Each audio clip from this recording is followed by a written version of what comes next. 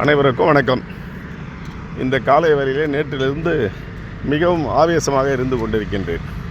காரணம், நமது இந்திய திருநாட்டை நினைத்து இதோ கோட்டை, சிவன் ஆலயம், அதாவது பாரத பிரதமர் வெளிநாடு சுற்றுப்பயணத்தின் போது அமெரிக்கா செல்லக்கூடாது என்று நான் பதிவிட்டேன். காரணம், இந்தியர்கள் கைவிலங்கு கால்விலங்கிட்டு நாடு கடத்தப்படுகிறார்கள் என்றது.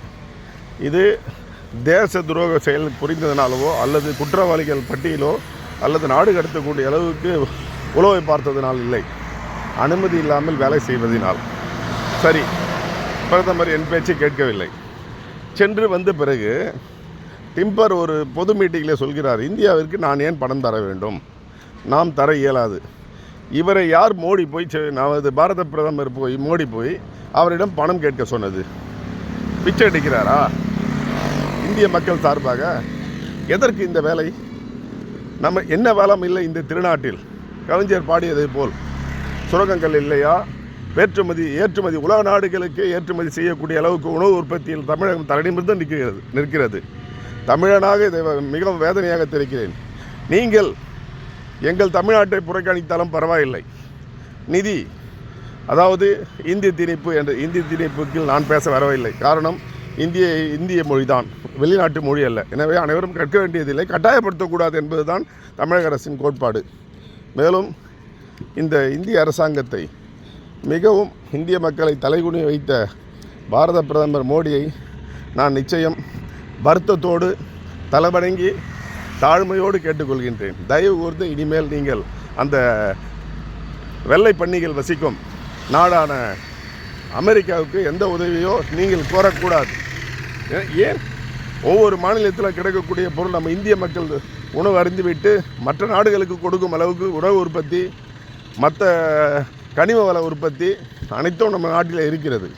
எனவே தயவு கூர்ந்து இப்படி இந்தியாவிற்கு உலக நாடுகளே பார்க்கும் அளவிற்கு அவர் ப்ரெஸ் மீட்டிங்கில் சொல்கிறார், இந்தியாவுக்கு நான் ஏன் பணம் தர வேண்டும் என்று. நீங்கள் கேட்டீர்களா? அல்லது நாங்கள் உங்களை கேட்க சொன்னோமா? நாங்கள் வட்டிக்கு பணம் வாங்குகிறோம்.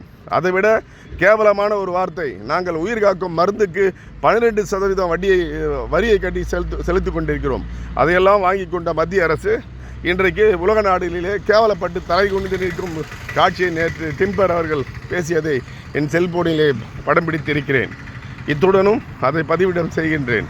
வேதனையாக இருக்கிற ஒரு இந்தியனாக, ஒரு தமிழனாக வேதனைப்பட்டு கொண்டிருக்கின்றேன். இது தேவையா எங்களுக்கு?